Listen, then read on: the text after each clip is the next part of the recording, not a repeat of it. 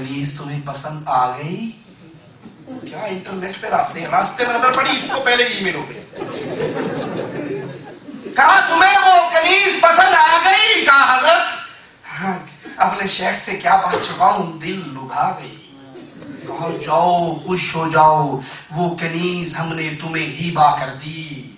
सुना या नहीं सुना? ईसाई अपने गिरजाओं के अंदर हिबा करते हैं, बेटियों को हिबा करते हैं, जो राहिबा बनती है सारी उम्र निकाह नहीं करती, जिना ही होता रहता है। तो यहां भी कहा हमने वो कनीज तुम्हें हिबा कर दी। अब्दुल वहाब कहता मैं परेशान हो गया कि ये है उस ताजिर की, मालदार आदमी की कनीज है और बाबा जी मुझे दे रहे हैं। अभी ये सोच ही रहा था कि अचानक वो ताजिर बाबा की खबर पे हाजिर हुआ और मिज़ार अक़दस की तरफ मुखातिब होकर कहने लगा बाबा जी ये कनीज हमने आपके दरबार पे हिबा कर दी।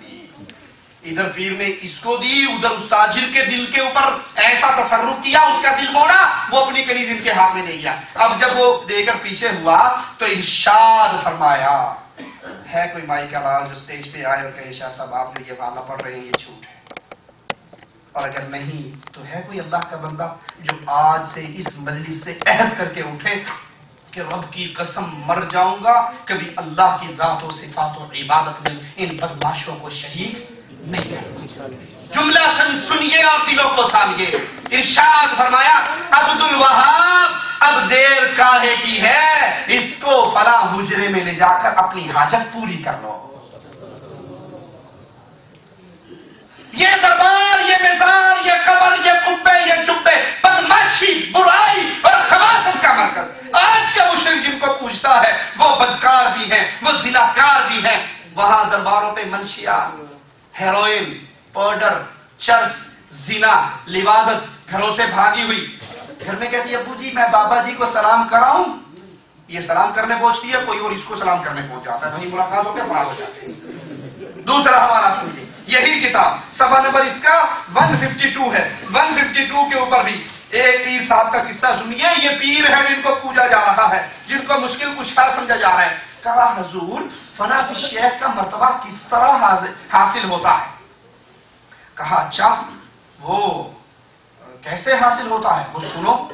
वो ऐसे हासिल होता है कि एक हसीना पर आपकी नजर पड़ गई, एक पीर साहब की हाफिजुल हदीस सैयदी अहमद की नजर पड़ी तो उन्होंने नजर फेर ली, लेकिन सैयदी गौसुल वक्त अब्दुल अजीज दब्बाग आपके पीरो मुर्शद तशरीफ फरमा और वो फरमाते अहमद आलिम होकर, यानी इन्हें सैयदी को कहा जिसकी 2 बीवियां थी, आलिम होकर तुम एक बीवी के जागते हुए दूसरी बीवी से रात को हम बिस्तरी क्यों करते रहे? अंदर की खबरें पीरों को पहुंची हुई। वो बेचारा कुंडी लगा के अंधेरा करके अपनी बीवी से बिस्तरी कर एक जाग रही थी तो दूसरी से क्यों काम? कहा हजरत वो तो सो रही थी। कहा कहां सो रही थी? आंखें बंद करके लेटी हुई थी। कहा लेकिन ये तो बताइए आपको कैसे पता लगा ये फला विषय है, फला विषय कैसा होता है, आपको कैसे पता लगा? कहा तेरे बेडरूम में एक चरपाई खाली पड़ी थी। कहा हाँ, कहा उसी में तो मैं लेटा हुआ। ये सारी रात बदकारी और खबासत करता रहा वहां पे। आयशा फरमाती है रसूलुल्लाह के पास एक औरत आई, हाथ आगे बढ़ाया बैठ करने के लिए, उंगली की पोरियों पे निगाह पड़ी तो अपने चेहरे को बदल के कहा आयशा इससे कहो हाथ पीछे करे, मोहम्मद नाम महरम औरत की उंगली को देखकर भी बर्दाश्त नहीं करता। और यहां उनको पीर माना जा रहा है जो एक खाली अपनी बीवी का हक अदा कर रहा, वो साथ वाली चरपाई में लेट के सारा ड्रामा देख रहा। और अभी कहते हैं कि पीर वो मुशरिकीन मक्का औलिया को पूछते थे, और आज के दौर के जो मुशरिक हैं वो इस तरह के खबीसों को पूछते हैं। जब इनको ये बात समझाई जाए वो कहते देखो हम नमाज भी पढ़ते हैं, रोजा भी रखते हैं, नमाज और रोजा करने वाला मुशरिक कैसे हो सकता है? मुशरिक तो वो थे जो कुरान को नहीं मानते थे, रसूलुल्लाह को नहीं मानते थे, मरने के बाद उठने को नहीं मानते थे, कुरान को जादू कहते थे, कलाम इलाही की हम तो तस्दीक करते हैं, नमाज पढ़ते हैं, रोजा रखते हैं, फिर आप हमें कैसे मुशरिकों के साथ मिलाते हैं? तो सुनिए उलमाए उम्मत का इत्तफाक है कि अगर कोई शख्स कुरान की बाज बातों को मान ले और बाज का इनकारी हो जाए तो वो पक्का काफिर है, वो मुसलमान नहीं। बाज बातों को मान ले, बाज को न माने तो उसका नमाज रोजा किसी काम का नहीं। दलील हजरत अबू बकर है और ज़कात के इनकार करने वालों से जिहाद कर रहे हैं। ज़कात के इनकारी ला इलाहा इल्लल्लाह पढ़ते थे, मोहम्मद रसूलुल्लाह पढ़ते थे, नमाज पढ़ते थे, हज करते थे, रोजा رکھتے تھے، صرف زکات کے منکر ہوئے، آپ نے ان کو کفار جانا، صحابہ نے کفار جانا، ان سے جہاد کیا۔ جن لوگوں کو حضرت علی نے جلایا تو کہا کرتے تھے علی علی نہیں، علی الہ ہے، اللہ علی میں حلول کر چکا، جیسے ہمارے انڈیا پاکستان میں قوالی چلتی علی دم دم کے اندر دھما دم مس کے اندر علی کا پہلا نمبر ہے، من کن تو مولا علی علی، تیرا مولا علی علی، میرا مولا علی علی، ہر دم کے اندر علی علی۔ یہ اس عبداللہ ابن سبا یہودی کی پارٹی نے آواز لگائی، جنہوں نے یہ آواز لگائی حضرت علی کی شان میں غلو کیا۔ وہ نمازی بھی تھے، روزے دار بھی تھے، حاجی بھی تھے، زکاتی بھی تھے، لا الہ الا اللہ بھی پڑھتے تھے، صرف علی کی شان میں غلو کیا، ان کو کفار جان کر ان کو قتل کر دیا گیا۔ مسیلمہ کذاب کے گروہ کو مارا گیا۔ مسیلمہ کذاب کے گروہ کے اندر جو لوگ تھے، نمازی بھی تھے، روزے دار بھی تھے، حاجی بھی تھے، زکاتی بھی تھے، صدقہ خیرات بھی کرتے تھے، لیکن نبی کے مقام پر انہوں نے غیر نبی کو بٹھا دیا، تو اس بنیاد پر کافر ہوئے۔ اور جو رب کی توحید میں غیر اللہ کو شریک کرتے ہیں وہ مسلمان کیسے رہ جائے گا؟ قرآن حکیم کی آیت میں غور کیجیے، وَلَئِن سَأَلْتَهُمْ لَيَقُولُنَّ إِنَّمَا كُنَّا نَخُوضُ وَنَلْعَبُ قُلْ أَبِاللَّهِ وَآيَاتِهِ وَرَسُولِهِ كُنتُمْ تَسْتَهْزِئُونَ لَا تَعْتَذِرُوا قَدْ كَفَرْتُمْ بَعْدَ إِيمَانِكُمْ۔ جنگ تبوک کے اندر اللہ کے نبی صلی اللہ علیہ وسلم کے ساتھ شریک ہونے والے غزوہ تبوک میں کیا کہتے ہیں؟ آخری بات کہہ کے اپنی بات ختم کرتا ہوں۔ کہتے ہیں کہ یہ جو صحابہ ہیں، بڑے بڑے کبار صحابہ، یہ بڑے پیٹو، یہ بڑے باتونی، یہ کھانے کے پیٹو، بولنے کے باتونی، لڑائی میں بزدل ہیں، یہ بڑے کبار قراء صحابہ جو ایسے ہیں۔ تو مالک نے کہا اے نبی اگر آپ ان سے پوچھئے کہ تم نے یہ جملے کیوں کہے تو کیا کہیں گے؟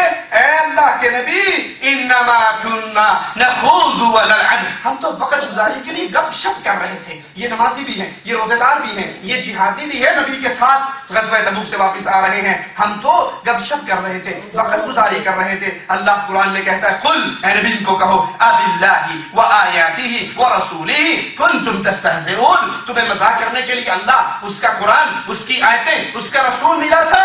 لا تعتذروا قد کفرتم بعد ایمانکم، ایمان لانے کے بعد تم پھر کافر ہو چکے ہو۔ جو اللہ رسول اور اس کے صحابہ سے مذاق کرے اللہ ان کو کافر قرار دے رہا ہے، اور جو غیر اللہ کی عبادت کرے، غیر اللہ کے سامنے سجدہ ریز ہو، غیر اللہ کو مصیبتوں میں پکارے، تکلیفوں میں پکارے، جہاز ڈوبنے لگے تو ان کی طرف التجا کرے، وہ کیسے مسلمان ہو سکتے ہیں؟ کتنی عجیب بات ہے۔ آپ کسی مسلمان سے پوچھ لو نماز کا تاریخ کیسا ہے، وہ فوراً کہہ دے گا نماز کا تاریخ کافر ہے۔ نماز کا تاریخ تو کافر ہے، لیکن نماز سے اہم توحید کا تاریخ جو ہے اس کو کہتے نہیں، کسی کو کچھ نہیں کہنا چاہیے، کسی کلمہ گو کو کچھ نہیں کہنا چاہیے، یہ کلمہ تو پڑھتے ہیں نا، ان کو ساتھ ملانا چاہیے۔ امت میں جوڑ پیدا کرو، توڑ پیدا نہ کرو۔ سنا یا نہیں سنا؟ امت میں جوڑ پیدا کرو، توڑ پیدا نہ کرو۔ ہم کہتے ہیں صاحب ضرور جوڑ پیدا کرو لیکن تھوک سے نہ جوڑو، ایلفی سے جوڑو۔ آپ مشرک کو مشرک رہ کر اپنے ساتھ ملا رہے ہو، یہ تو تھوک سے جوڑ رہے ہو۔ ہم کہتے ہیں پہلے ان قبروں کا، ان مشرکوں کے مزاروں اور مندروں کا انکار کرتے، کہتے بابا اللہ، غوث اعظم اللہ، بری کرنے والا اللہ، عزت دینے والا اللہ، نجات دینے والا اللہ، شفا دینے والا اللہ، کشتی پار لگانے والا اللہ، اولاد دینے والا اللہ، بیماریاں دور کرنے والا اللہ، یہ ساری صفات اللہ کے لیے، نظر اس کے لیے، نیاز اس کے لیے، قربانی اس کے لیے، ثواب اس کے گھر کا، عبادت اس کی، قیام اس کا، رکوع اس کے لیے، ساری عبادت کے اندر اللہ کے ساتھ کوئی بھی شریک نہیں ہے۔ جب اس طرح ایک شرک کے منظروں اور مزاروں کا انکار کرو گے، پھر جب جوڑ لگے گا، یہ ایلفی سے جوڑ لگے گا، دوبارہ ٹوٹ نہیں سکتا۔ اللہ سے دعا ہے اللہ ہمارے گناہوں کو معاف فرما، اللہ ہماری خطاؤں کو معاف فرما، اللہ ہماری سیاہکاریوں کو معاف فرما، اللہ ہمیں زندہ رکھے، ایمان پہ رکھے، توحید پہ رکھے، موت دے ایمان اور عقیدے اور توحید پہ دے۔ اللہ اس حال میں موت دینا، ہم تیری توحید کا آوازہ بلند کر رہے ہو، ہم لا الہ الا اللہ کی آواز کو بلند کر رہے ہو، اور اللہ تجھ سے ایسی موت مانگتے ہیں جیسی تو نے محمد علیہ السلام کے اس صحابی کو دی جو اہل شرک کی بستی میں جا کر کہتا ہے مجھے پناہ دو، میں نبی کا پیغام دینا چاہتا ہوں۔ اس نے پہاڑی پہ چڑھ کے آواز لگائی قولوا لا الہ الا اللہ۔ غیر اللہ کا پجاری پیچھے سے آتا ہے، نیزے کا وار کرتا ہے، نیزہ اس صحابی کی چھاتی کو چیر جاتا ہے اور اس کی زبان سے جملہ نکلتا ہے فزت برب الکعبہ، کعبے کے رب کی قسم میں کامیاب ہو چکا ہوں۔ اللہ ایسی موت دینا ہم تیری توحید کا آوازہ لگا رہے ہوں، اور کسی مشرک کے ہاتھ سے ہمیں شہادت کی موت دینا، قیامت کے دن تیرے دربار میں اٹھے، ہمارے جسم سے خون بہتا ہوا ہو، خون کا رنگ تو خون جیسا ہو لیکن اس کی خوشبو جنت کی کستوری جیسی ہو۔ اللہ تو ہمیں شہادت کی موت دے کے ہمیں اپنی راہ میں قبول فرمانا۔ اقول قولی ھذا واستغفر اللہ لی ولکم ولسائر المسلمین۔ 5 وقت کا نماز ترک کرتا ہے اس کی کیا سزا؟ قرآن حدیث کی روشنی میں جواب کا مطلب وہ آدمی کیمپ کے اندر رہتا ہے جہاں اذان بھی ہوتی ہے اور وقت سے جماعت بھی، لیکن وہ نماز ادا نہیں کرتا۔ جو نماز کا تارک ہے وہ کافر ہے، اس کا شمار قیامت کے دن کفار کے ساتھ ہوگا۔